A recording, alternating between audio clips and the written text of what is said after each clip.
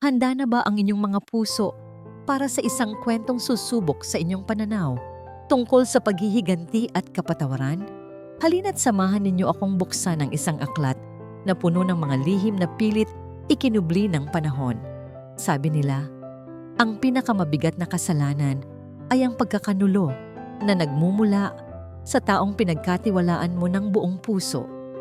Paano kung ang katotohanang matagal nang inilibing ay biglang mabubunyag sa pinakamasakit na paraan? Ito ang kwento ni Alonsina at ang sikretong sisira sa lahat ng kanyang pinaniniwalaan. Isang pamilyar na tunog ang pumunit sa katahimikan ng malawak na pasilyo ng Hacienda de la Sombra. Ang matinis na click ng switch ng ilaw. Muli, ang kadiliman ay lumamon sa liwanag. Alonsina, ilang beses ko bang dapat sabihin sa'yo na patayin ang ilaw kung wala namang tao sa sala? Ang boses ni Gaudensia, ang kanyang biyenan, ay tila isang latigo na humahagupit sa hangin. Mula sa itaas ng hagdanan, huminga ng malalim si Alonsina at ipinikit ang kanyang mga mata. Sa loob ng 2 taon, ang bawat araw niya sa mansyon na ito ay nagsisimula at nagtatapos sa parehong sermon, pagtitipid.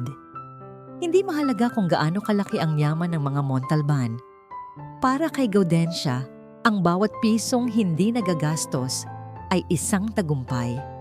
Dahan-dahan siyang bumaba. Ang kanyang mga yapak ay halos walang tunog sa makintab na sahig na gawa sa nara. Naabutan niya itong nagmamaktol habang isa-isang pinapatay ang mga ilaw sa chandelier. Ang kuryente ay hindi parang tubig ulan na libreng nahuhulog mula sa langit. Ang bawat patak niyan, binabayaran. Hindi na umimik si Alonsina. Sanay na siya. Ngumiti na lamang siya nang mapait at nagpatuloy sa kanyang patutunguhan. Ang lumang bodega sa ilalim ng hagdanan kung saan nakatambak ang mga huling alaala ng kanyang mga magulang. Pagbukas niya ng pinto, sumalubong sa kanya ang amoy ng alikabok at tuyong kahoy. Doon, sa isang sulok, nakatayo ang isang lumang baul na gawa sa kamagong. Ito ang tanging bagay na ipinilit niyang dalhin mula sa kanilang simpleng bahay sa Baryo Mahinahon. Ang lahat ng iba pa, ang lupa, ang bahay, ang kaunting ipon, ay napunta sa pangangasiwa ni Silvan, ang kanyang asawa. Hinaplos ni Alonsina ang ibabaw ng baul.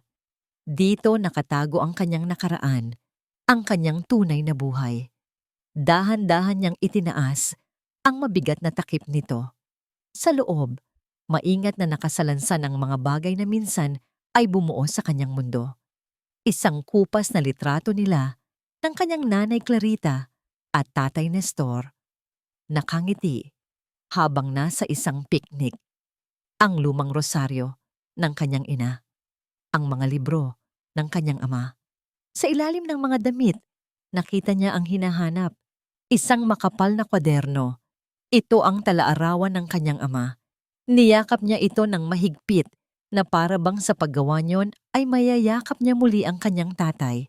Umupo siya sa sahig, isinandal ang likod sa malamig na pader, at sinimulang basahin ang mga huling isinulat nito.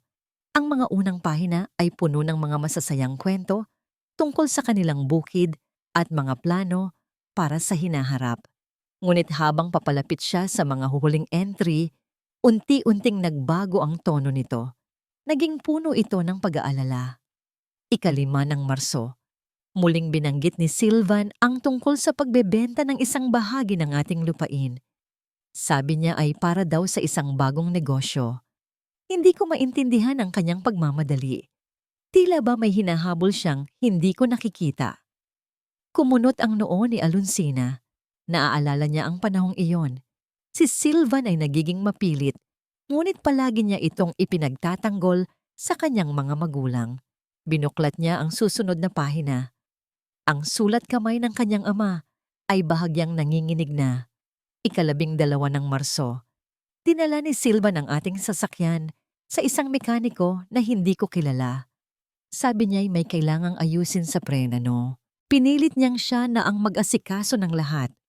May kakaiba sa kanyang mga ngiti. May lamig sa likod ng mga ito. Isang malamig na kaba ang gumapang sa puso ni Alonsina. Ipinagpatuloy niya ang pagbabasa.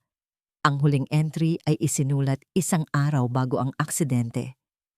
20 ng Marso, nakita ko ang isang resibo mula sa talyer sa loob ng kanyang wallet. Nakasulat doon ang isang serbisyong hindi niya nabanggit sa akin. Bakit kailangang palitan ang buong brake line kung maintenance lang daw ang kailangan? Panginoon, gabayan ninyo kami. Mayroon akong masamang kutob.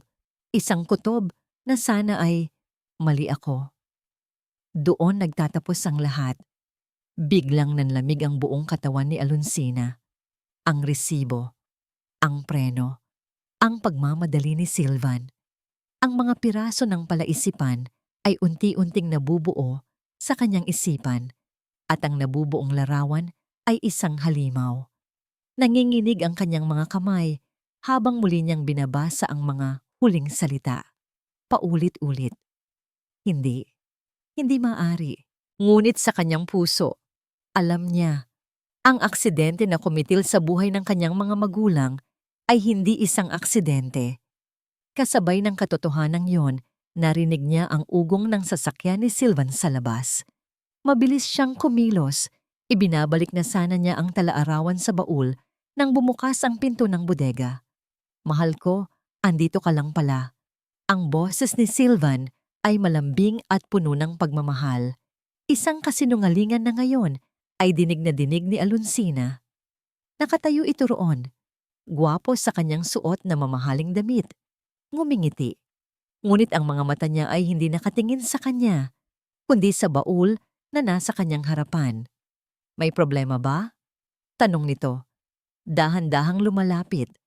Naayos mo na ba ang mga papeles para sa huling bahagi ng lupa na ipinamana sa'yo? Kailangan na raw ng abogado. Hindi iyon isang tanong.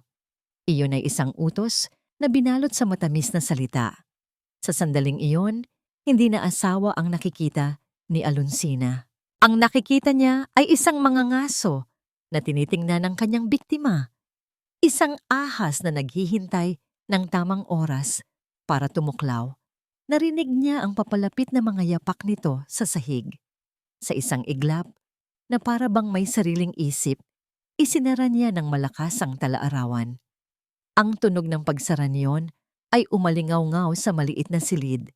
Isang tunog na hindi lang pagtatago ng isang libro, kundi pagtatakip sa isang buhay na puno ng kasinungalingan at pagsisimula ng isang panibagong kabanata na isusulat sa tinta ng paghihiganti. Walang idinulot na kapayapaan ng gabi. Magdamag na dilat ang mga mata ni Alonsina, nakatitig sa kisame ng marangyang kwarto na nagsisilbi niyang kulungan. Ang bawat sulok ng silid, mula sa malambot na kama hanggang sa mga mamahaling kurtina, ay tila sumisigaw ng dugo ng kanyang mga magulang. Ang katotohanang natuklasan niya mula sa talaarawan ng kanyang ama ay isang lason na dahan-dahang gumagapang sa kanyang buong pagkatao. Pinapatay ang bawat hibla ng pag-ibig at tiwala na minsan niyang inalay kay Silvan. Naalala niya ang init ng kanilang maliit na bahay sa baryo Mahinahon. Ang amoy ng kapeng barako na tinitimpla ng kanyang ina tuwing umaga. Ang malakas na halakhak ng kanyang ama habang nagbabasa ng dyaryo. Simple ang buhay nila, ngunit buo. Isang buhay na ninakaw sa kanila kapalit ng pera. Isang malamig at matigas na bagay ang nagsimulang tumubo sa kanyang dibdib. Hindi na ito lumbay. Ito ay galit, isang dalisay, at nag-aapoy na galit. Kinabukasan, bumaba siya para sa almusal na may bagong pananaw. Ang lahat ng dating normal ay isa na ngayong ebidensya. Ang bawat kilos, bawat salita ng mag-inang Montalban ay bahagi ng isang masamang dula-dulaan. At ngayon, isa na siyang manonood na alam ang tunay na nangyayari sa likod ng entablado. Ano ba naman itong sinangag? Alonsina, halos wala akong makitang tapa. Bungad ni Silvan pag-upo nito sa hapagkainan. Itinulak niya ng bahagya ang plato. Magpaluto ka nga ng bistek para sa tanghalian. Tiyakin mong malambot ang karne. Silvan, bawas-bawasan mo nga yan. Alam mo ba kung magkano na ang kilo ng baka ngayon? Sagot agad ni Gaudensia na tila ba isang bantay sa lakay na laging handang sumabat sa usapang gastos. Manang, sa susunod, kontian mo lang ang mantika sa itlog. Sinasayang mo. Sigaw nito sa kasambahay na nasa kusina. Nakatayo lang si Alonsina sa isang tabi, tahimik na nagmamasid. Nakita niya ito ng malinaw, ang kahinaan ni Silvan, ang walang kabusugang gana nito sa masasarap at mamahaling pagkain. Ang kahinaan ni Gaudensia, ang nakakabaliw nitong pagkatakot sa paggasta, isang pagtitipid na nagiging obsesyon. Dati, kinaiinisan niya ang mga ugaling ito. Ngayon, tinitingnan niya ang mga ito bilang mga sandata.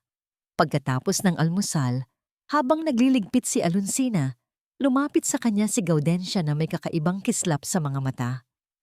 Halika, sumunod ka sa akin sa kusina. May ipapakita ako sa iyong paraan para hindi tayo gumastos ng malaki sa karne na laging hinihirit ng anak mo. Hinila siya nito patungo sa kusina. Sa ibabaw ng mesa, nakalatag ang isang malaking piraso ng karne ng baboy, isang murang klase na halatang hindi sariwa. Nakita mo ba ito? Buong pagmamalaking sabi ni Gaudensia. Nakuha ko ito sa bagsak presyo sa palengke. Imbis na bumili tayo ng paunti-unti sa mahal na presyo, ito, ilalaga natin lahat, hahati-hatiin, at ilalagay sa garapon. Iprepreserve natin, ganyan ang diskarte. Sa ganitong paraan, isang buwan tayong may ulam na hindi na kailangang bumili pa. Ipinaliwanag ni Gaudensia ang kanyang proseso, ang pagpapakulo, ang paglalagay sa mga lumang garapon ng palaman, ang muling pagpapakulo sa mga garapon para daw ma-seal ito.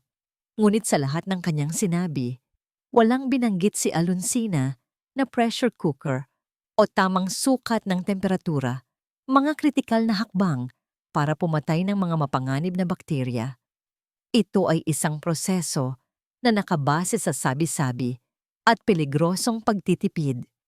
Habang nagsasalita si Gaudensia, isang ideya ang nagsimulang mabuo sa isip ni Alonsina. Isang ideya na kasing sama at kasing lamig ng galit na nararamdaman niya. Isang ideya na gagamitin mismo ang diskarte ng kanyang biyenan laban sa kanila. Magaling po yan, Mama. Napakatalino ninyo, sabi ni Alonsina. Ang kanyang boses ay kalmado, ngunit ang kanyang isip ay nagliliyab. Makatutulong po ako kung gusto ninyo. Pag-alis ni Gaudensia, dahan-dahang naglakad si Alonsina patungo sa pantry, ang maliit na bodega kung saan nakatago ang mga delata at iba pang sangkap, madilim at malamig sa loob. Sa isang estante, nakita niya ang mga gamit na sinasabi ni Gaudensia, mga lumang garapon at isang maliit na food thermometer na halatang luma na at bihira ng gamitin. Huminga siya ng malalim. Ang paghihiganti ay isang pagkain na masarap ihain ng malamig. At ang kusinang ito, ang pamamahay na ito, ang magiging saksi sa paghahanda niya.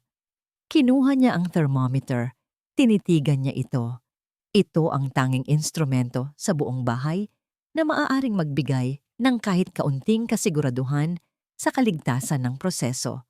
Dahan-dahan, sa isang kilos na tila hindi sinasadya, hinayaan niyang madulas ito mula sa kanyang mga kamay. Isang matinis na tunog ng nababasag na salamin ang umalingaw-ngaw sa katahimikan. Napatingin si Alonsina sa mga piraso ng bubog sa sahig. Walang bakas ng pagsisisi sa kanyang mga mata. Sa halip, merong isang bagong apoy, isang malamig at nakalkulang determinasyon. Ito na ang simula. Ang unang sangkap sa kanyang plano ay nailagay na. Ang unang hakbang sa paghihiganti ay ang pagkitil sa sariling damdamin. Para kay Alonsina, nagsimula ito sa isang ngiti. Kinagabihan, habang nagbabasa ng papeles si Silvan sa kanyang opisina, dahan-dahang pumasok si Alonsina na may dalang isang tasa ng mainit na kape. Inilapag niya ito sa tabi ng kanyang asawa, ang bawat galaw ay maingat at puno ng kahinhinan. "Patawad na, mahal ko." Umpisa niya. Ang kanyang boses ay bahagyang nanginginig para maging mas kapani-paniwala. "Patawarin mo ako kung naging malamig ako sa'yo nitong mga nakaraang araw. Masyado ko lang siguro namimiss sina mama at papa." Tumingala si Sylvan. Ang pagtataka ay mababakas sa kanyang mukha na agad na palitan ng isang mapagmalaking ngiti. Ito ang epektong hinihintay niya. Sa isip ni Sylvan, ang asawa niya ay isang ibon na kailangan lang pakitaan ng kaunting gilas para bumalik sa hawla nito. "Naiintindihan ko," sabi nito, hinawakan ng kamay ni Alonsina at marahang pinisil. "Huwag kang mag-alala. Nandito ako. Hinding-hindi kita pababayaan." Isang matamis na ngiti ang isinukli ni Alonsina. Isang nangiti na hindi kailanman umabot sa kanyang mga mata. Sa loob-loob niya, isang malamig na tinig ang bumubulong. Sinungaling. Ngunit sa labas, siya ang perpektong imahe ng isang nagsisisi at mapagmahal na asawa.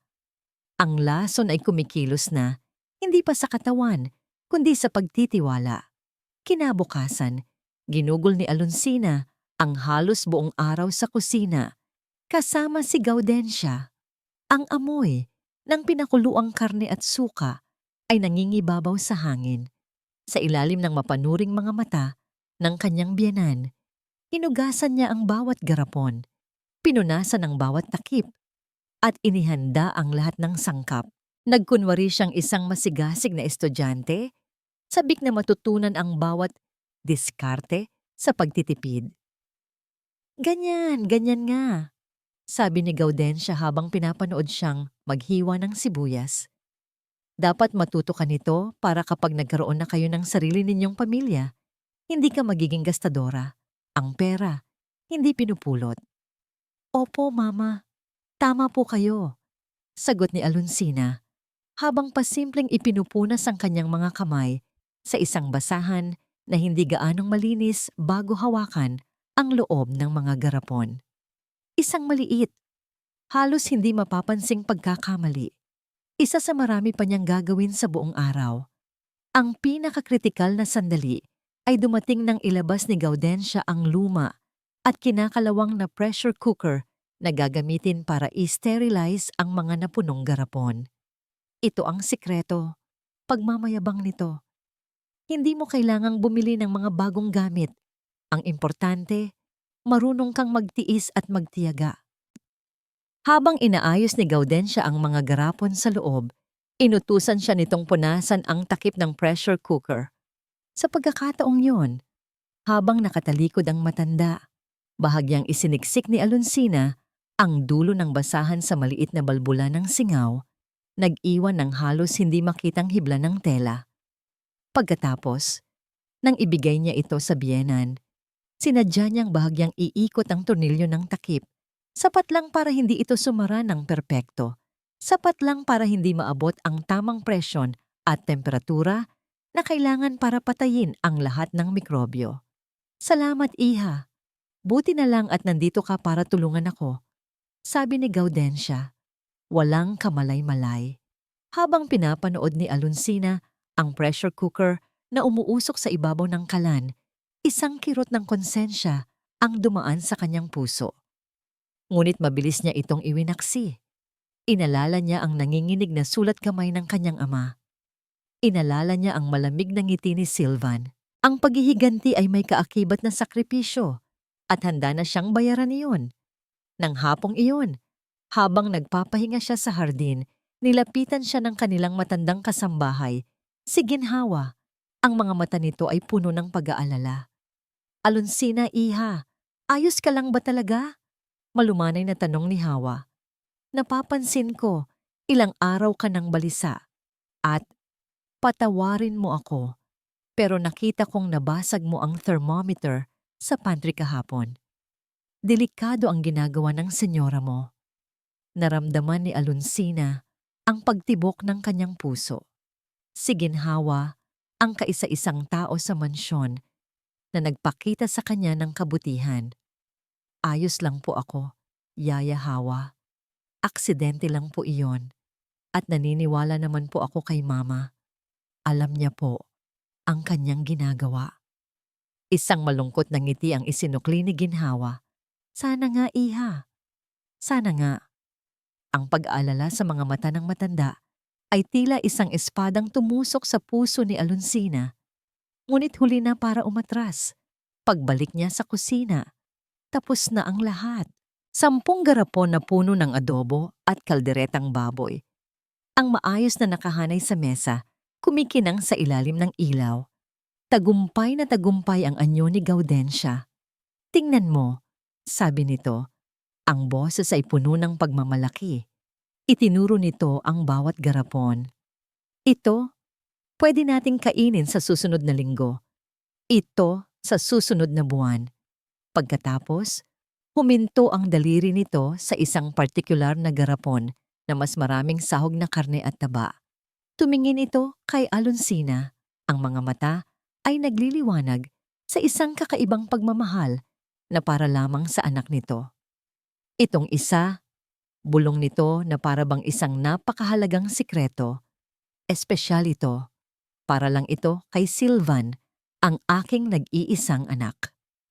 Tinitigan ni Alonsina ang garapon. Sa loob niyon, hindi pagkain ang kanyang nakikita, kundi ang simula ng katapusan. Ang selyo ng kamatayan.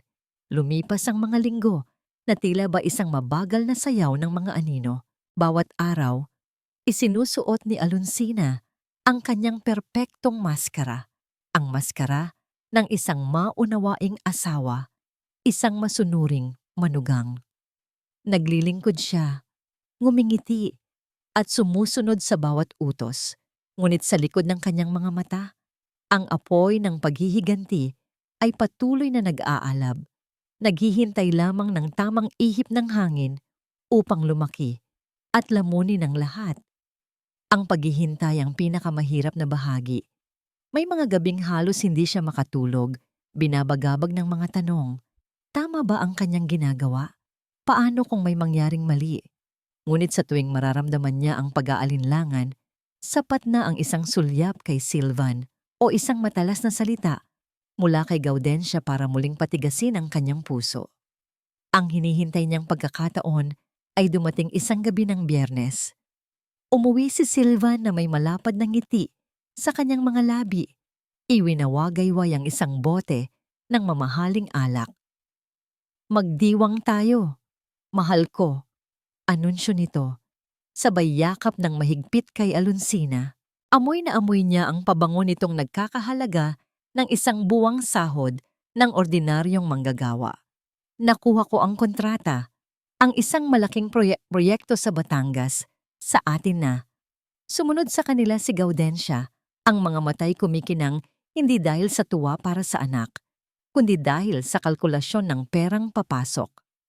Magaling anak, magaling. Yan ang Montalban. At dahil dyan, pagpapatuloy ni Silvan, habang tinitingnan si Alonsina mula ulo hanggang paa, sa susunod na linggo, kapag pumasok na ang paunang bayad, ibibili kita ng bagong alahas, isang bagay na babagay sa asawa ng isang matagumpay na tao. Gagamitin natin ang natitirang pera mula sa mana mo para sa deposito. Isang matalim na kirot ang tumagos sa puso ni Alonsina. Ang pera ng kanyang mga magulang, ang dugong ipinuhunan sa tagumpay ng lalaking pumatay sa kanila. Ngumiti siya, isang matamis, nagyayayalong ngiti. Ito na ang hudyat. Napakabuti mo, mahal, sabi niya. Ang kanyang boses ay tila pulot. Kung ganoon, nararapat lamang na ipagdiwang natin ito ng maayos. Bakit hindi tayo magkaroon ng isang maliit na salo-salo sa linggo? Ako mismo ang magluluto ng paborito mo. Biglang nagliwanag ang mukha ni Silvan. Talaga? Ang espesyal na kaldereta? Oo naman, sagot ni Alonsina. Para sa'yo. Tumingin siya kay Gaudensia na nagsisimula ng kumunot ang noo sa ideya ng gastusin. At wag po kayong mag-alala, Mama. Mabilis niyang idinugtong. Hindi po tayo gagastos ng malaki. Gagamitin po natin ang karne na inihanda ninyo. Ang sarap siguro noon kapag iniluto na. Agad na nawala ang pag-aalala sa mukha ni Gaudensia at napalitan ng pagmamalaki. Aba, syempre. Napakagandang ideya. Bakit pa tayo gagastos kung meron naman tayong mas masarap at dekalidad na pagkain dito mismo sa bahay? Ako na ang bahala. Ako mismo ang kukuha ng garapon na para sa'yo, Sylvan. Ang gabi ay lumalim. Ang buong mansyon ay nahimbing sa katahimikan. Ngunit gising na gising ang diwa ni Alonsina. Dahan-dahan siyang bumangon mula sa kama. Nag-ingat na hindi magising si Sylvan na mahimbing na natutulog sa kanyang tabi. Suot lamang ang isang manipis na bestida, tahimik siyang naglakad palabas ng kwarto. Ang kanyang patutunguhan, ang madilim na cellar sa ilalim ng bahay, kung saan nakaimbak ang mga garapon ng kamatayan. Habang bumababa siya sa hagdan, ang malamig na hangin ay tila yumayakap sa kanyang mga binti. Tanging ang liwanag ng buwan mula sa isang maliit na bintana ang nagsisilbi niyang gabay. Narating niya ang hilera ng mga estante. Doon, nakahanay ang mga garapon, tila mga sundalong naghihintay ng utos. Isa-isa niyang sinuri ang mga ito. Ang ilan ay mukhang normal. Ngunit nang marating niya ang ikatlong hilera, napansin niya ito. Sa takip ng dalawa sa mga garapon, mayroong isang bahagyang umbok, isang halos hindi mahahalata, ngunit tiyak na senyales na mayroong mali sa loob. Senyales ng paglaki ng bakterya, senyales na ang lason ay nabubuhay na. Hinawakan niya ang isa sa mga garapon na yon, ang garapon na may pinakamaraming sahog, ang garapon na alam niyang itinabi ni Gaudensia para sa kanyang anak. Habang nakatitig siya rito, isang halo ng takot at pananabik ang kanyang naramdaman. Ito na ang katapusan ng kanyang paghihintay. Ito na ang bunga ng kanyang pagtitiis. Bigla, isang mahinang tunog ang kanyang narinig mula sa itaas ng hagdanan. Isang tuyong ubo. Nanigas si Alonsina. Kilala niya ang ubong iyon. Iyon ay ang ubo ni Yaya Ginhawa. Sa isang iglap, binitawan niya ang garapon at mabilis na nagtago sa likod ng isang malaking estante. Ang kanyang puso ay dumadagundong sa kanyang dibdib. Ang kadiliman na kanina'y kanyang kakampi ay tila isa na ngayong kalaban na maaaring magbunyag sa kanyang sikreto. Hindi na bumalik si Alonsina sa cellar ng gabing iyon. Ang pag-ubo ni Ginhawa ay tila isang babala, isang paalala na sa bawat anino sa mansyon ay mayroong mga matang nagmamasid.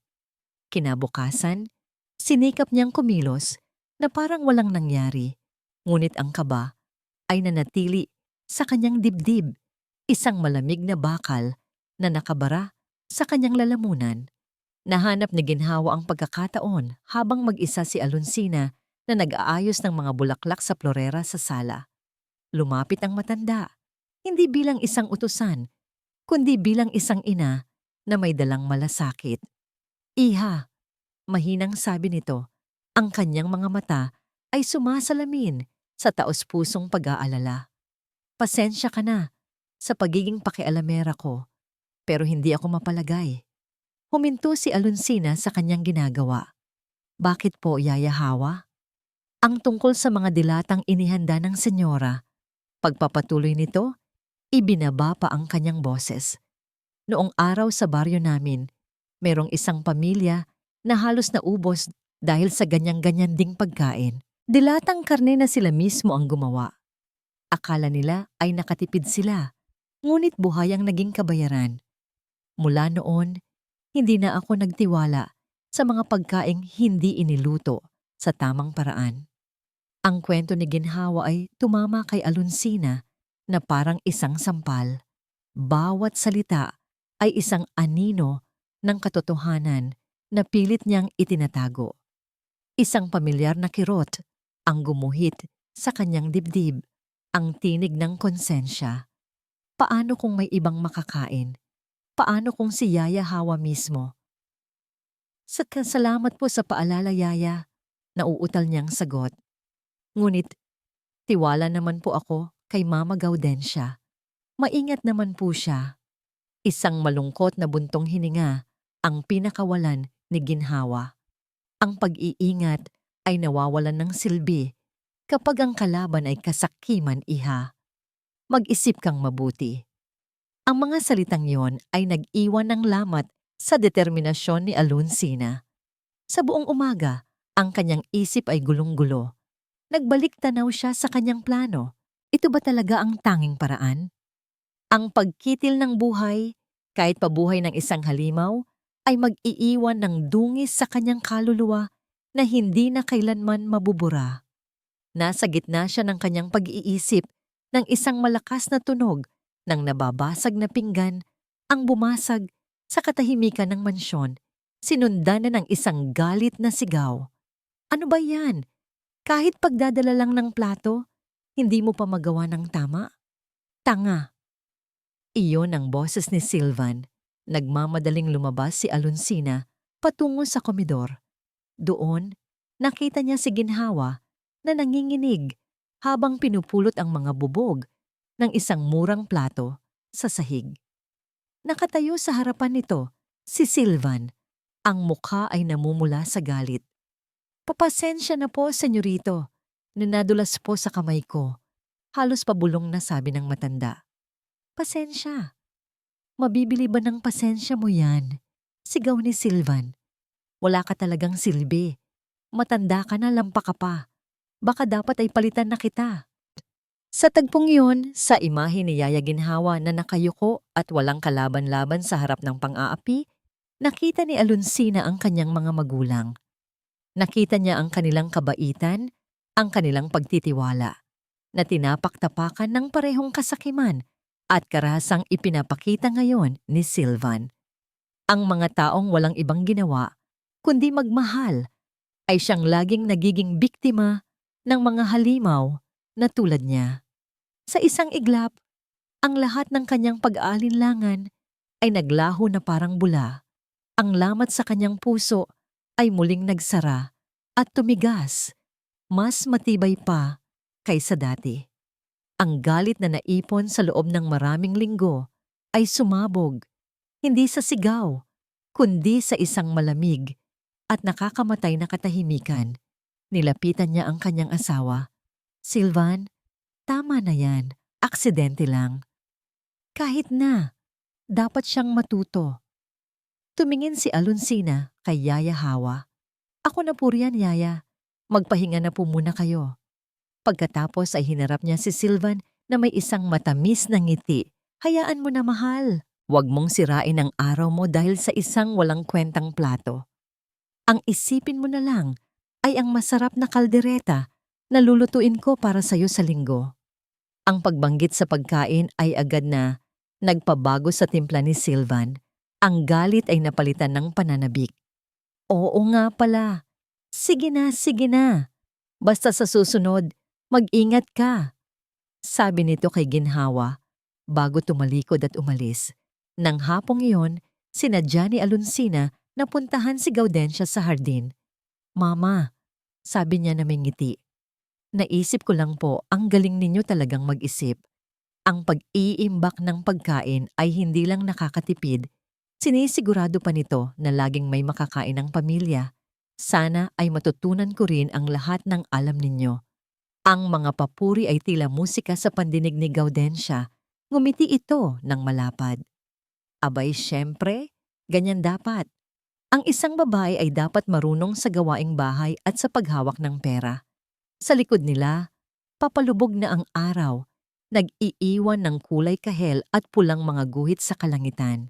Ngunit para kay Alonsina, hindi ito hudyat ng pagtatapos ng araw, kundi ng nalalapit na pagwawakas ng isang madilim na kabanata ng kanyang buhay.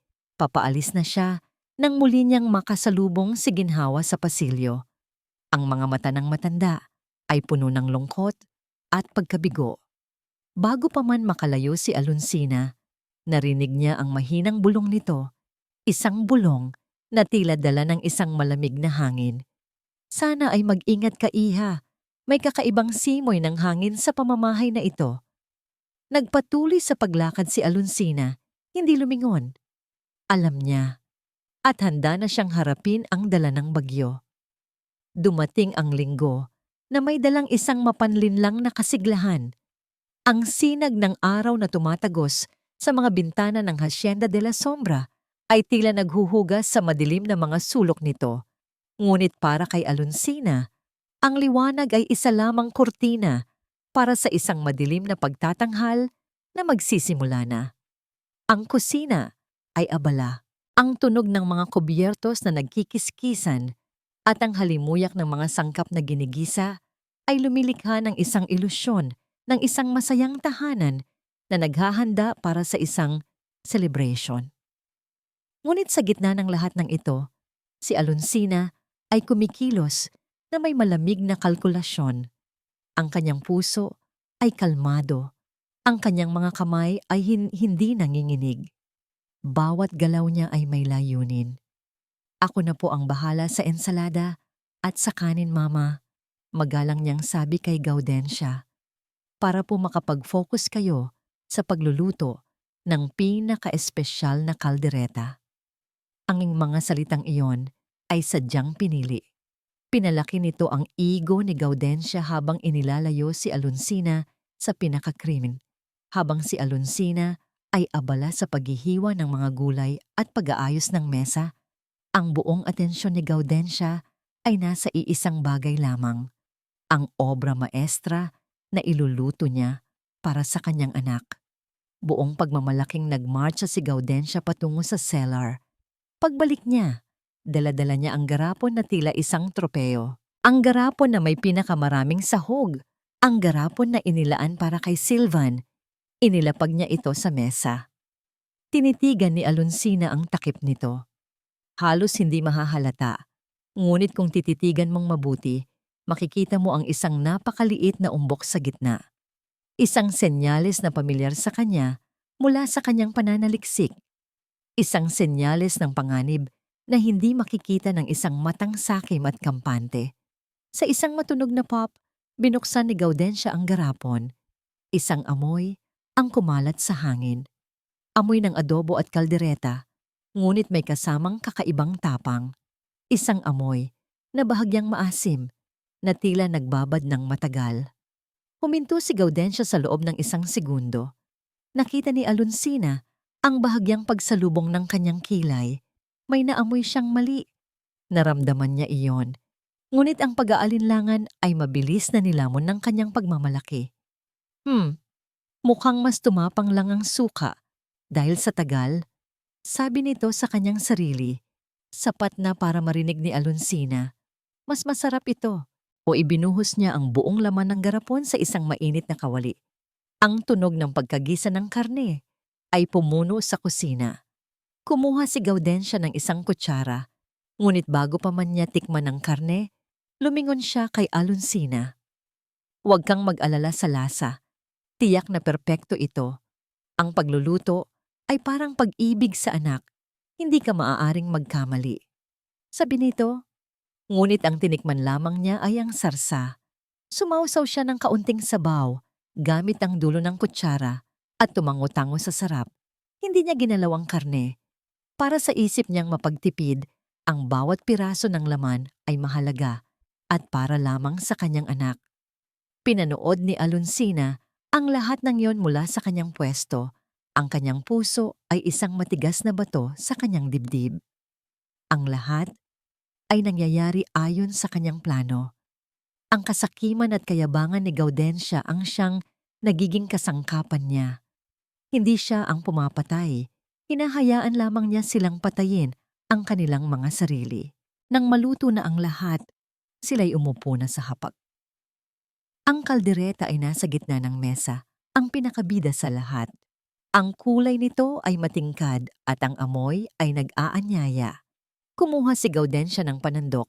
Ang una niyang sinalinan ay ang plato ni Sylvan. Isang malaking sandok na puno ng malalambot na piraso ng karne. Pagkatapos, kumuha siya para sa kanyang sarili at para kay Alonsina. Ngunit tulad ng dati, ang mga sandok na yon ay puno lamang ng patatas, karot at maraming sarsa. Konti lang ang sa atin para mas marami. Ang matira para kay Sylvan. Paliwanag nito na para bang iyon ang pinakanatural na bagay sa mundo. Walang umimik. Para kay Sylvan, ito ay normal. Para kay Gaudensia, ito ay pagpapakita ng pagmamahal. Para kay Alonsina, ito ang huling pako sa kabaong. Tuwang-tuwang dinampot ni Sylvan ang kanyang tinidor at kutsara. Kumuha siya ng isang malaking piraso ng karne, isinawsaw sa sarsa at isinubo ito. Ngunuya siya ng dahan-dahan, ninanamnam ang bawat hibla. Pagkatapos ay napatingin siya sa kanyang ina. Ang kanyang mga mata ay kumikinang sa purong kasiyahan. "Wow!" sabi niya. "Ito na yata ang pinakamasarap na luto mo, Mama." Ang papuri ay tila isang matamis na musika sa pandinig ni Gaudensia. Ngunit para kay Alonsina, ito ay ang tunog ng isang kampanang nagbabadya ng kamatayan. Natapos ang salo-salo sa mga halakhak at kwentuhan ni Sylvan tungkol sa kanyang mga bagong tagumpay. Inubos niya ang halos lahat ng karne sa kaldereta, habang paulit-ulit na pinupuri ang kanyang ina. Si Alonsina naman ay tahimik lamang na kumain ng kanin at ensalada. Tumatango at ngumingiti sa mga tamang pagkakataon na para bang isa lamang siyang manonood sa isang masayang dula ng pamilya. Pagkatapos ng hapunan, habang tinutulungan ni Alonsina si Yaya Hawa na magligpit ng mga pinagkainan, sinadya niyang siya ang maghugas ng kawali at ng garapong pinaglagyan ng ulam. Maingat niyang sinabon at binanlawan ang mga ito, tinitiyak na walang anumang bakas na maiiwan. Pagkatapos, dinala niya ang basurahan sa labas, kung saan itinapon niya ang walang lamang garapon. Sa ilalim ng mga tuyong dahon, inililibing ang pinakaimportanteng ebidensya ng gabing iyon. Habang sila ay nakahiga na, unang naramdaman ni Sylvan ang mga sintomas. "Argh! Ang sakit ng tiyan ko!" Daing nito habang hawak-hawak ang kanyang sikmura. "Napansin ko kanina pa, parang hindi ako natunawan. Masyado yata akong naparami ng kain." Umupo si Alonsina sa kama. Ang kanyang mukha ay nagpapakita ng perpektong halo ng pag-alala at pag-unawa. "Gusto mo ba ikuha kita ng gamot?" "Wag na. Baka hangin lang ito. Matutulog ko na lang." Humiga ito at pumikit. Ngunit ang kanyang paghinga ay hindi mapakali. Pinagmasdan siya ni Alonsina sa dilim. "Ito na. Nagsisimula na. 8 hanggang 36 na oras ayon sa kanyang nabasa.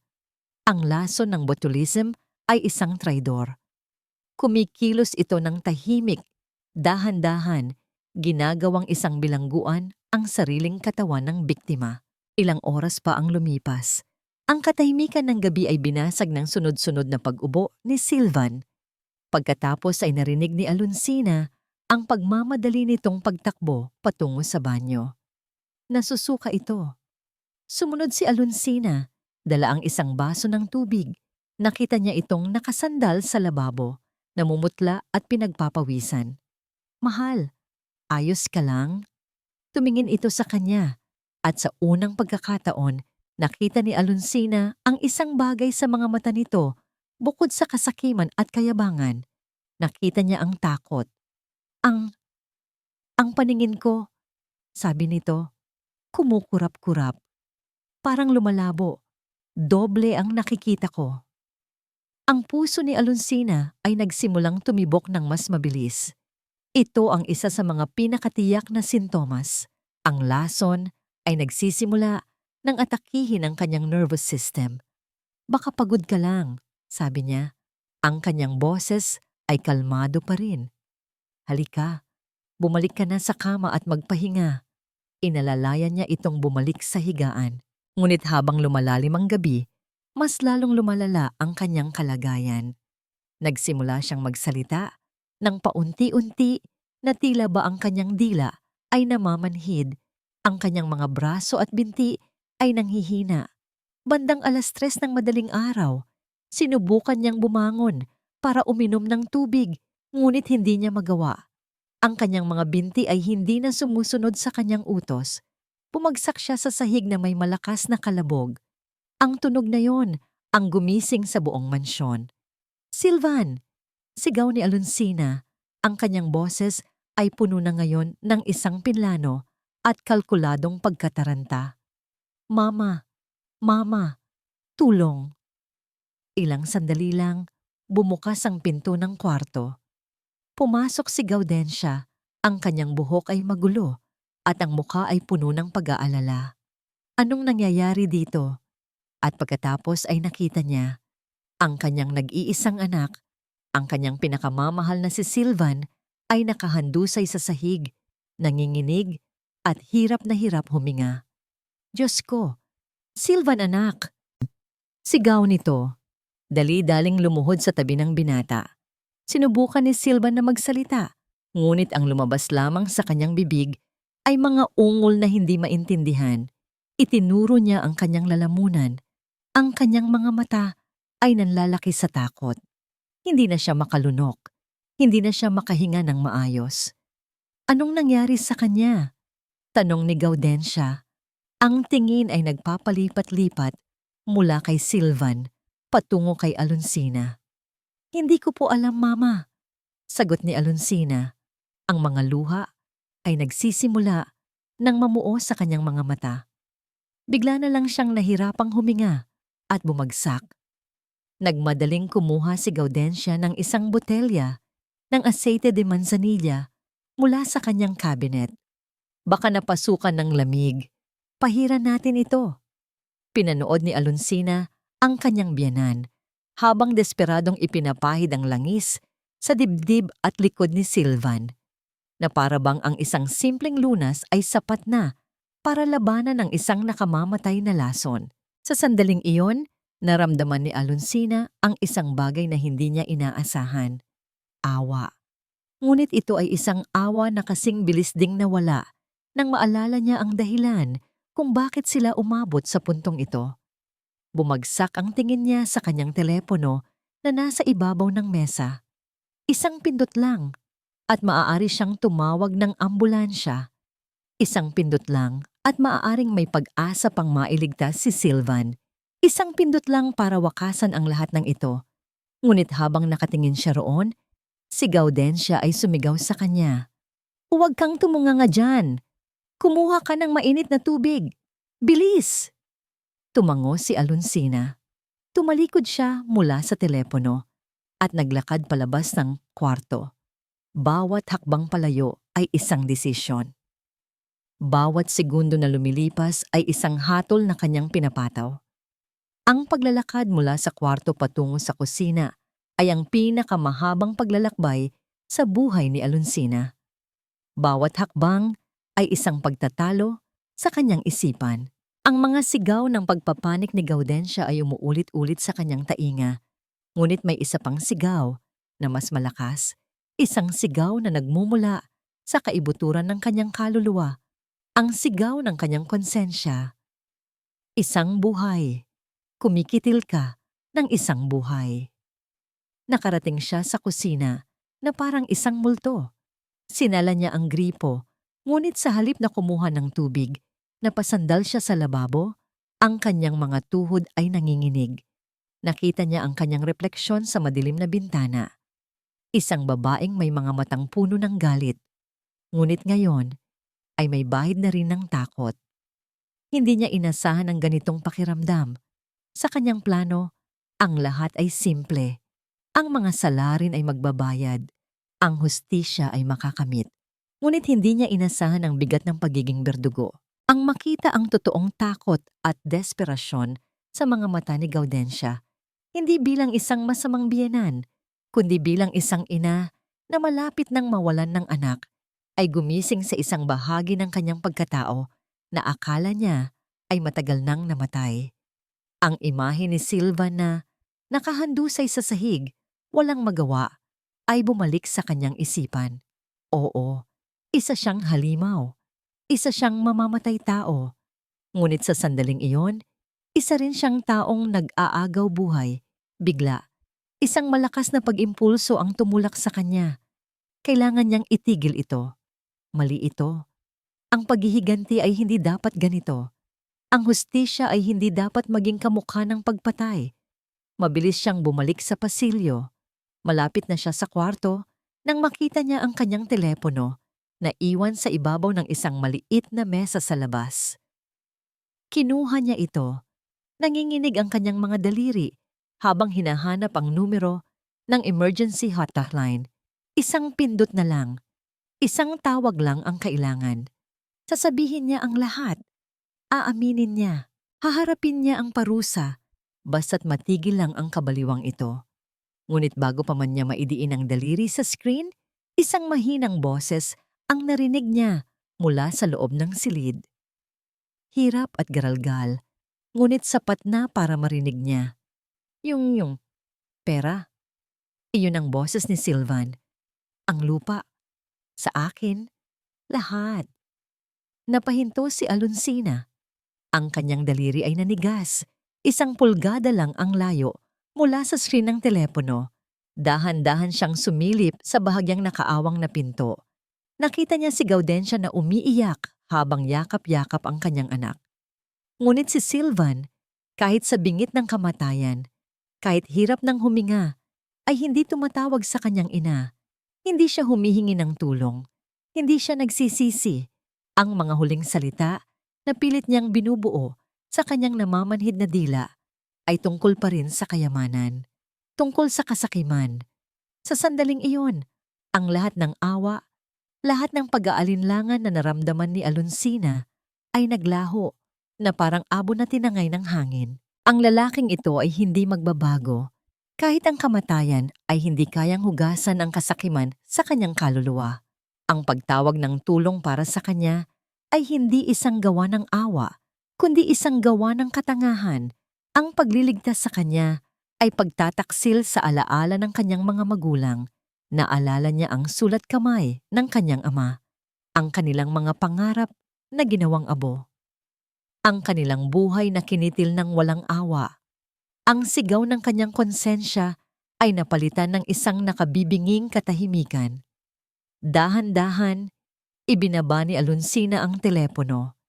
Ipinasok niya ito sa bulsa ng kanyang damit. Huminga siya ng malalim, pinakalma ang kanyang sarili, at muling isinuot ang kanyang maskara. Pumasok siya sa silid na may dalang isang baso ng maligamgam na tubig na para bang wala siyang narinig. "Heto na po, Mama," sabi niya. Ang kanyang boses ay muling naging mahinahon at puno ng pekeng pag-aalala. Tumingin sa kanya si Gaudensia. Ang kanyang mga mata ay namumugto at puno ng desperasyon. Hindi na siya makainom, Alonsina. Hindi na siya makalunok. Lumuhod si Alonsina sa kabilang panig ni Sylvan. Tinitigan niya ito ng diretso sa mga matang nanlalabo, ngunit puno pa rin ng kasakiman. Hinawakan niya ang kamay nito, isang kamay na nagsisimula ng manlamig. "Siguro po," sabi ni Alonsina. Ang kanyang boses ay malamig na parang yelo, isang lamig na hindi napansin ng nagpapanik na si Gaudensia. "Baka napasukan lang po talaga siya ng lamig. Baka trinatrangkaso lang." Ang bawat salita ay isang pako. Ang bawat segundo ng kanyang pananahimik ay isang pala ng lupang ibinabaon sa hukay na siya mismo ang gumawa. Ang mga sumunod na oras ay isang malabong panaginip ng desperasyon at kamangmangan. Si Alonsina ay naging isang tahimik na anino sa loob ng kwarto habang si Gaudensia ay naging isang baliw na manggagamot. Sinusubukan ng lahat ng nalalaman niyang lunas baryo para iligtas ang kanyang anak. "Kumuha ka ng dahon ng bayabas, pakuluan mo at ipainom sa kanya," utos nito kay Ginhawa, na ngayon ay nasa silid na rin. Ang mukha ay isang maskara ng takot at pagkalito. "Lagyan mo ng bimpo na may suka ang kanyang noo. Tawagin mo ang albularyo sa kabilang baryo. Ang bawat mungkahi na tumawag ng totoong doktor o magdala kay Sylvan sa ospital ay isinasantabi ni Gaudensia. Para sa kanya, ang mga doktor ay mahal. Ang mga ospital ay para sa mga mayayaman na kayang magsayang ng pera. Ang kanyang pananaw na baluktot sa pagtitipid ay mas matimbang pa kaysa sa buhay ng kanyang sariling anak. Siya ay naniniwala sa kanyang mga pamahiin sa kanyang mga lumang kaalaman dahil ang mga ito ay libre. Pinanood ni Alonsina ang lahat ng ito na may namamanhid na puso. Ang kanyang konsensya ay tuluyan ng nanahimik. Ang nakikita niya ngayon ay hindi na isang trahedya, kundi ang hindi maiiwasang katapusan na idinikta ng kanilang sariling mga kasalanan. Ang kasakiman ni Silvan, ang kabaliwan sa pagtitipid ni Gaudensia. Sila mismo ang humukay ng kanilang sariling libingan. Siya lamang ang nagbigay ng huling tulak. Habang papalapit ang umaga, ang paghinga ni Silvan ay lalong humihina. Ang panginginig ng kanyang katawan ay huminto, napalitan ng isang nakakakilabot na paninigas. Ang kanyang balat ay naging kulay abo. Si Gaudensia ay nakaluhod pa rin sa tabi nito. Binubulungan ito ng mga panalangin at mga pangako. Gagaling ka, anak. Gagaling ka. Ibibili kita ng bagong kotse. Kakain tayo sa labas araw-araw. Huwag mo lang akong iwan. Ngunit huli na ang lahat. Sa isang huling mababaw na paghinga, ang mga mata ni Silvan ay nawalan ng kislap. Ang dibdib na kanina'y hirap na umaakyat baba ay tuluyan ng huminto. Ang katahimikan na bumalot sa silid ay mas matindi pa kaysa sa lahat ng sigaw na nauna rito. Isang katahimikang nagsasabing, tapos na ang lahat. Sa loob ng ilang segundo, walang kumilos. Tila ba ang oras ay huminto. Pagkatapos, isang sigaw ang pumunit sa katahimikang yon. Isang sigaw na puno ng sakit, pagtanggi, at purong kawalan. Silvan! Niyakap ni Gaudensia ang walang buhay na katawan ng kanyang anak. Ang kanyang mga panaghoy ay umalingaw-ngaw sa buong mansyon. Anak ko, gumising ka anak ko. Huwag mo akong iwan. Nakatayo lang si Alonsina sa isang sulok, walang emosyon na mababakas sa kanyang mukha. Tapos na, nagtagumpay siya. Ngunit sa halip na makaramdam ng kasiyahan, isang malamig na kawalan ang kanyang naramdaman. Sa gitna ng pagwawala ni Gaudensia, pumasok si Ginhawa sa silid. Ang matanda ay namumutla at sa kanyang nanginginig na mga kamay ay may dala siyang isang maliit na mangkok. Ang mangkok na pinaglagyan ng natirang kaldereta mula sa kanilang hapunan.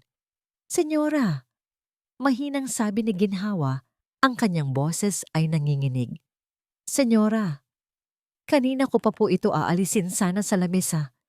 Pero may kakaiba po akong naamoy. Hindi siya pinansin ni Gaudensia na patuloy sa pag-iyak. Ngunit narinig siya ni Alonsina. Ang amoy po. Pagpapatuloy ni Ginhawa, lumalapit ng dahan-dahan. Parang panis na bakal. Hindi po ganito ang amoy nito kagabi. Inilapag ni Ginhawa ang mangkok sa isang mesa malapit sa kama.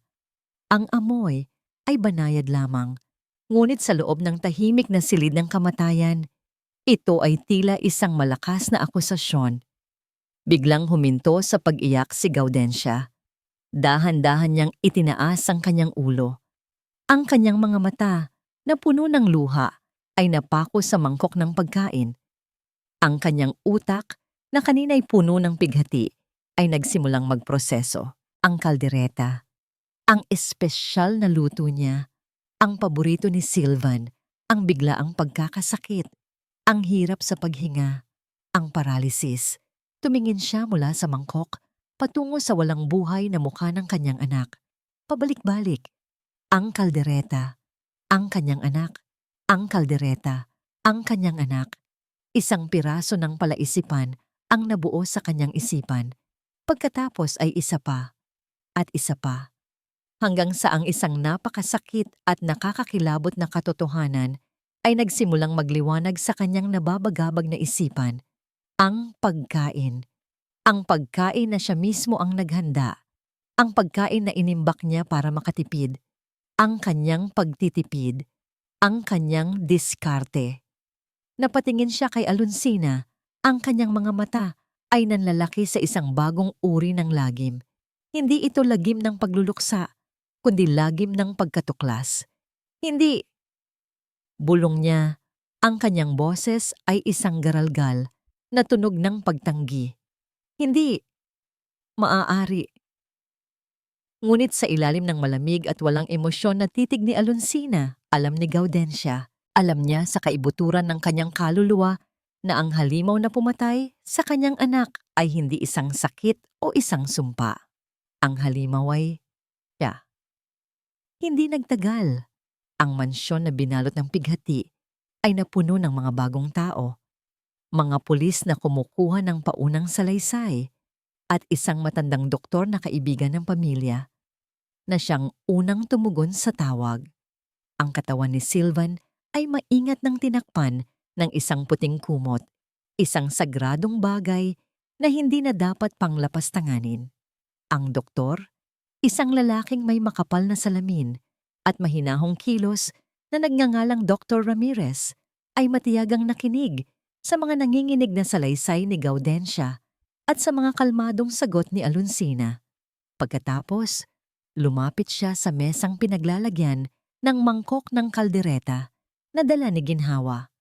Kumuha siya ng isang tinidor at maingat na sinundot ang isang piraso ng karne. Hindi niya ito tinikman. Inamoy lamang niya ito ng bahagya. Pagkatapos ay tiningnan niya ang itsura ng sarsa. Ang kanyang mukha ay seryoso, walang mababasang emosyon. Kailan pa ito naihanda? Tanong niya. Ang kanyang mga mata ay nakatuon kay Gaudensia. Nung isang buwan pa. Halos pabulong na sagot ni Gaudensia. Pero, maingat kong ginawa yan. Sinunod ko ang tamang proseso. Umiling si Dr. Ramirez. Base sa mga sintomas na inilahad ninyo, ang panlalabo ng mata, ang hirap sa pagsasalita at paglunok, ang mabilis na pagkaparalisa ng mga kalamnan. At sa pagkain na ito, sabi niya, itinuturo ang mangkok. Iisa lang ang konklusyon ko. Ito ay isang klasikong kaso ng botulism. Ang salitang botulism ay tila isang bombang sumabog sa gitna ng silid. Isang lason na hindi pamilyar sa karamihan, ngunit ang tunog pa lang ay nagbabadya na ng isang karumal-dumal na kamatayan. Ito ay isang matinding uri ng food poisoning, paliwanag ng doktor. Ang kanyang boses ay malinaw at may awtoridad. Nagmumula ito sa isang bakterya na nabubuhay sa mga pagkaing delata o inimbak na hindi dumaan sa tamang init at pressure habang niluluto. Ang bakterya na ito ay gumagawa ng isang lason na direktang inaatake ang nervous system. Ito ay isa sa mga pinakanakamamatay na lason na kilala ng siyensya. Sa bawat salita ng doktor, ang lahat ng kulay ay nawawala sa mukha ni Gaudensia. Ang kanyang pagtanggi ay unti-unting nilalamon ng isang malamig at nakakakilabot na katotohanan. Isang pulis ang lumapit kay Alonsina. Mrs., maaari niyo po bang ikwento ang eksaktong nangyari sa hapunan? Huminga ng malalim si Alonsina. Ang kanyang mga luha ay muling dumaloy, ngunit ang kanyang boses ay matatag. Ito ang kanyang huling pag-arte. Si Mama po ang nagluto. Umpisa niya, ang kanyang tingin ay nakatuon sa sahig. Espesyal po iyon para kay Sylvan, para sa selebrasyon ng bago niyang kontrata. Gusto niya lang pong ipakita kung gaano niya kamahal ang kanyang anak. Tumingin siya kay Gaudensia. Ang kanyang mga mata ay puno ng pekeng awa. Mahilig po siyang mag-imbak ng pagkain para makatipid. Iyon po ang paraan niya ng pag-aalaga sa amin. Kahit kailan po ay hindi niya kami pababayaan. Ang bawat salita ay isang patalim. Ang bawat papuri ay isang sumpa. Inilalarawan ni Alonsina si Gaudensia hindi bilang isang kontrabida, kundi bilang isang mapagmahal na ina na ang tanging kasalanan ay ang sobrang pag-aalaga at pagtitipid. Isang kasalanan na nagresulta sa kamatayan. At iyon ang mas masakit. Iyon ang walang kapatawaran. Lahat ng mga mata sa silid ay napabaling kay Gaudensia. Nakita niya ang pagdududa, ang akusasyon, ang awa sa mukha ng mga pulis, sa mukha ni Dr. Ramirez, at maging sa mukha ni Ginhawa. Hindi. Nagsimulang muli si Gaudensia, nanginginig ang kanyang buong katawan. Hindi ko sinasadya. Mahal ko ang anak ko. Sinubukan niyang magpaliwanag, ngunit ang mga salita ay ayaw nang mabuo sa kanyang bibig. Paano niya sasabihin na ang kanyang pagmamahal ay siya ring pumatay, na ang kanyang pagtitipid ay ang siyang naging sandata? Hindi. Totoo. May, may mali sa garapon. Ang kanyang mga paliwanag ay tila mga bulong ng isang taong nababaliw. Walang naniniwala, walang makakaintindi. At pagkatapos, isang bagay sa loob niya ang tuluyang nabali. Ang pighati at ang bigat ng kasalanan ay naghalo. Lumikha ng isang nakakabinging ingay sa kanyang isipan. Bigla, isang tawa ang kumawala sa kanyang lalamunan. Isang tawa na walang saya, isang tawa na basag at puno ng kabaliwan. Ha ha, ha ha ha ha. Nakatipid ako. Sabi niya habang tumatawa, ang mga luha ay humahalo sa kanyang pawis. Nakatipid ako. Pero ang anak ko, ang anak ko. Ang tawa ay naging isang sigaw. Pagkatapos ay naging isang hagulgol. Sinabunutan niya ang kanyang sariling buhok. Ang kanyang mga mata ay nanlalaki, nakatingin sa kawalan. Ako ang pumatay sa kanya. Ang kaldereta ko, ang pagtitipid ko, ang pagmamahal ko. Nagwawala siya. Nagpapagulong-gulong sa sahig. Isang buhay na testamento ng isang inang nilamon ng kanyang sariling kasalanan. Sa gitna ng kaguluhang iyon, dahan-dahang tumayo si Alonsina. Walang nakapansin sa kanya. Ang lahat ng atensyon ay nasa nagwawalang si Gaudensia. Tumalikod siya at nagsimulang maglakad palabas ng silid.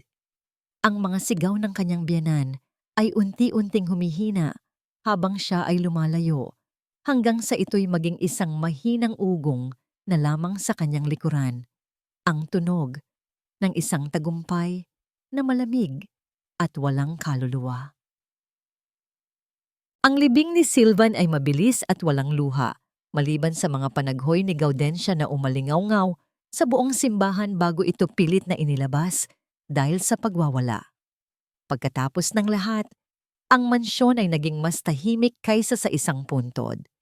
Ang mga bulaklak na panlamay ay nagsisimula ng malanta at ang amoy ng kandila ay nanunuot pa rin sa hangin, isang paalala ng isang buhay na nagwakas dahil sa kasakiman. Sa kanyang kwarto, tahimik na inililigpit ni Alonsina ang kanyang mga gamit sa isang maliit na maleta. Hindi niya dinala ang mga mamahaling damit at alahas na ibinigay sa kanya ni Sylvan. Ang isinilid lamang niya ay ang mga simpleng bestida na dala niya mula sa baryo mahinahon at ang mga natitirang alaala ng kanyang mga magulang. Kinabukasan, isang abogadong nasa katanghalian na ang edad ang dumating. Si Attorney Salcedo, ang matagal ng tagapayo ng pamilya Montalban. Pinaupo niya si Alonsina sa opisina ni Sylvan, isang lugar na minsan ay sumisimbolo sa kapangyarihan, ngunit ngayon ay isa na lamang malamig na silid na puno ng mga multo. Ginang Alonsina, magalang na umpisa ng abogado habang inaayos ang mga papeles sa kanyang harapan. Ayon sa last will and testament ni G. Sylvan Montalban, na inihanda niya 2 taon na ang nakalilipas, ikaw, bilang kanyang legal na asawa, ang itinalagang tagapagmana ng lahat ng kanyang ari-arian. Ibinaba ng abogado ang kanyang salamin at tinitigan si Alonsina. Ang Hacienda de la Sombra, ang lahat ng negosyo, ang mga bank account, lahat ng ito ay mapapasa iyo. Hindi man lang kumurap si Alonsina. Ang kayamanang minsan ay pumatay sa kanyang mga magulang at nagtulak sa kanya sa landas ng paghihiganti ay inihahain ngayon sa kanya sa isang pilak na bandeja. Ang kabalintunaan ay halos nakakatawa. Mayroon lang pong isang kondisyon, dagdag ng abogado. At ano po iyon? Tanong ni Alonsina. Ang kanyang boses ay walang kabuhay-buhay. Ang pangangalaga kay Ginang Gaudensia Montalban. Kailangan mong tiyakin na mananatili siya sa iyong poder at mabibigyan ng lahat ng kanyang pangangailangan habang siya ay nabubuhay. Isang mapait na ngiti ang gumuhit sa mga labi ni Alonsina. Ang huling tanikala, ang huling pagsubok. Naiintindihan ko po, sabi niya. Ngunit may sarili po akong desisyon. Kumuha siya ng panulat. Sa harap ng nagtatakang abogado, pumirma siya sa isang dokumento. Ngunit hindi ito ang pagtanggap. Itinatakwil ko po ang lahat ng mana mula sa pamilya Montalban. Deklara niya, ang kanyang boses ay matatag at pinal. Wala po akong kukunin ni isang sentimo sa kanilang yaman. Ang tanging hihilingin ko lang po ay ang maisauli sa akin ang mga ari-arian na legal na pag-aari ng aking mga magulang bago sila maaksidente. Gulat ang mababakas sa mukha ni Attorney Salcedo, ngunit wala na siyang nagawa kundi tumango. Matapos ang ilang minuto ng pagpirma sa mga kinakailangang papeles, natapos na ang lahat. Malaya na si Alonsina. Bago siya umalis, may isang huling bagay siyang kailangang gawin. Naglakad siya patungo sa kusina. Ang lugar na minsan ay malinis at abala ay isa ng larawan ng kapabayaan. May mga maruruming plato sa lababo at ang sahig ay malagkit. At doon, sa isang sulok, nakaupo sa sahig si Gaudensia. Ang dating matapang at palaging nakaayos na ginang ay isa na lamang anino ng kanyang dating sarili. Ang kanyang buhok ay magulo, ang kanyang damit ay marumi, at ang kanyang mga mata ay walang buhay, nakatitig sa kawalan. Sa kanyang mga kamay, hawak niya ang walang lamang garapon ng kaldereta. Ang garapon na kanyang hinugasan at itinago. Paulit-ulit niya itong iniaabot sa hangin na para bang may isang taong hindi nakikita sa kanyang harapan. Tikman mo anak. Bulong nito, ang kanyang boses ay basag at mahina. Masarap ito. Niluto ko para sa'yo. Paborito mo to, di ba? Kain ka na, Silvan. Kain na. Hindi na siya kinikilabutan ni Alonsina. Hindi na rin siya nakakaramdam ng galit. Ang tanging nararamdaman niya ay isang malamig na pagkaunawa na ito ang pinakamasaklap na parusa. Hindi kamatayan, hindi kulungan, kundi ang habambuhay na pagkakakulong sa isang impyernong siya mismo ang lumikha. Paulit-ulit na binabalikan ang sandali ng kanyang pinakamalaking kasalanan. Walang salitang namutawi sa bibig ni Alonsina. Dahan-dahan, inilapag niya sa ibabaw ng maruming mesa ang isang bagay, ang luma at kupas na talaarawan ng kanyang ama. Hayaan mong ito ang magsilbing tahimik na paliwanag. Hayaan mong ito ang maging huling saksi. Tumalikod siya at hindi na lumingon pa. Naglakad siya palabas ng kusina, palabas ng mansyon. Bawat hakbang ay mas magaan kaysa sa nauna. Dinaanan niya ang malawak na hardin, ang mga nagtataasang puno, at ang malaking tarangkahan ng Hacienda de la Sombra. Paglabas niya sa kalsada, huminga siya ng malalim. Ang hangin sa labas ay mas sariwa. Ang sikat ng araw ay mas mainit. Pagsara ng bakal na tarangkahan sa kanyang likuran, isang tanikala ang tuluyang nalagot. At hindi na siya lumingon pa. Lumipas ang 6 na buwan. Ang malamig at madilim na anino ng Hacienda de la Sombra ay isa na lamang malayong alaala. Isang masamang panaginip na unti-unti nang binubura ng sikat ng araw sa baryo Mahinahon. Sa tabi ng dalampasigan, kung saan ang amoy ng alat ay humahalo sa halimuyak ng bagong saing na kanin, isang maliit na kainan ang nakatayo. Yari sa kawayan at nipa. Simple lamang ito, ngunit laging puno ng tawanan at masasayang kwentuhan ng mga mangingisda at magsasaka. Sa itaas ng pinto nito, isang karatulang gawa sa kamay ang nakasulat, "Kainan sa Kalinaw." Sa loob, abala si Alonsina. Suot ang isang simpleng duster at apron. Ang kanyang kilos ay magaan at puno ng sigla.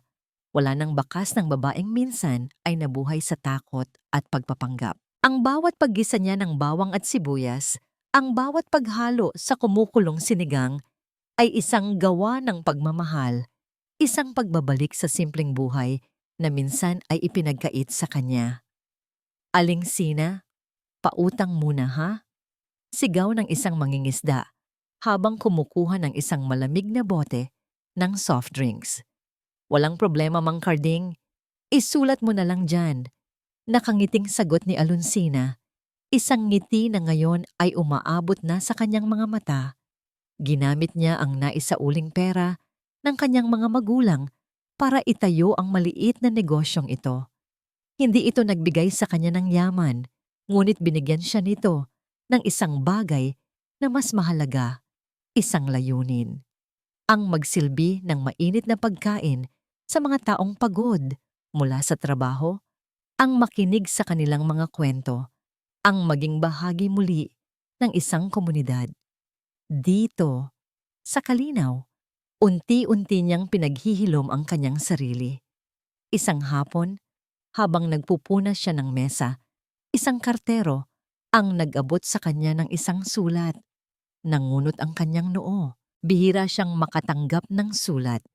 Nang makita niya ang pangalan ng nagpadala, sa likod ng sobre, bahagyang nanigas ang kanyang mga kamay. Mula kay Ginhawa Cruz, huminga siya ng malalim bago ito buksan. Ang sulat kamay ni Yaya Hawa ay pamilyar at maayos, puno ng init na tila naririnig niya ang boses nito habang nagbabasa. Mahal kong Alonsina, kumusta ka na, iha? Sana ay nasa mabuti kang kalagayan. Matagal na rin mula noong huli tayong nagkita. Umalis na ako sa mansyon ilang linggo matapos kang umalis. Hindi ko na kinaya ang lungkot at bigat sa loob niyon. Isinusulat ko ito para ipaalam sa iyo ang nangyari. Si Senyora Gaudencia, dinala na siya sa isang institusyon sa Maynila. Isang lugar para sa mga taong may sakit sa pag-iisip. Pagkatapos ng nangyari, tuluyan nang nawala ang kanyang katinuan. Araw-araw, ang tanging ginagawa niya ay umupo sa isang sulok, yakap-yakap ang isang lumang garapon, at kinakausap ito na para bang si Senyorito Silvan. Sabi ng mga doktor, ito na raw ang kanyang magiging mundo hanggang sa kanyang huling hininga. Huwag kang mag-alala para sa akin. Umuwi na ako sa aming probinsya at kapiling ko na ang aking mga apo. Ipinagdarasal ko palagi ang iyong kapayapaan. Naway natagpuan mo na ang kalinaw na matagal nang ipinagkait sa iyo. Nagmamahal, Yaya Hawa. Tinupi ni Alonsina ang sulat at inilagay sa kanyang bulsa. Walang luha, walang galit. Ang tanging naramdaman niya ay isang malalim na buntong hininga ng pagtatapos. Ito na ang huling kabanata ng kanyang nakaraan at isinara na ito ng tuluyan. Ang paghihiganti niya ay hindi nagdala sa kanya ng kaligayahan, ngunit binigyan siya nito ng pagkakataong makalaya. Lumabas siya ng kainan at naglakad patungo sa dalampasigan. Ang araw ay papalubog na, nag-iiwan ng kulay ginto at rosas sa ibabaw ng payapang dagat. Pinanood niya ang mga alon na humahalik sa buhanginan, paulit-ulit, na tila hinuhugasan ang lahat ng dumi at sakit. Dito niya natagpuan ang tunay na kabayaran, hindi sa pagbagsak ng kanyang mga kaaway, kundi sa pagbangon ng kanyang sarili.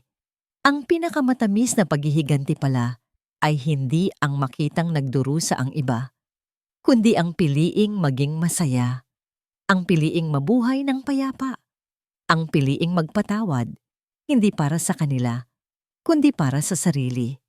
Sa paglubog ng araw, kasabay ng paglamon ng dilim sa mga huling guhit ng liwanag, isang bagong bukang liwayway ang sumisibol sa puso ni Alonsina.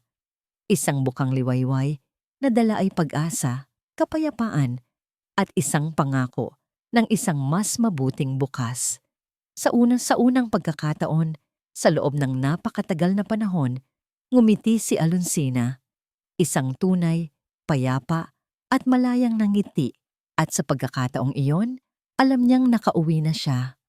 At dito po nagtatapos ang ating kwento, isang paalala na ang tunay na hustisya ay hindi palaging matatagpuan sa paghihiganti, kundi sa pagpapatawad sa ating mga sarili at sa pagbuo ng isang bagong buhay mula sa mga abo ng nakaraan. Ang kapayapaan ng kalooban ang siyang pinakamataas na uri ng tagumpay. Maraming salamat po sa inyong pagsama sa amin sa paglalakbay na ito sa buhay ni Alonsina. Kung meron kayong mga aral na napulot o mga saloobin tungkol sa kwento, huwag po kayong mag-atubiling i-comment sa ibaba. Anong uri naman po ng kwento ang gusto ninyong mapakinggan sa susunod? Hindi dito nagtatapos ang ating paglalakbay. Marami pa pong kwentong kasing ganda at mas puno ng aral dito sa aming channel. Kung nagustuhan nyo ang kwentong ito, i-like, i-share sa pamilya at mga kaibigan, at mag-subscribe na rin para lagi kayong updated sa mga susunod pa naming kwento. I-click nyo ang notification bell para kayo ang unang makarinig kapag may bago kaming upload. Pagpalain po kayo ng Panginoon, kayo at ang inyong buong pamilya. Hanggang sa muli.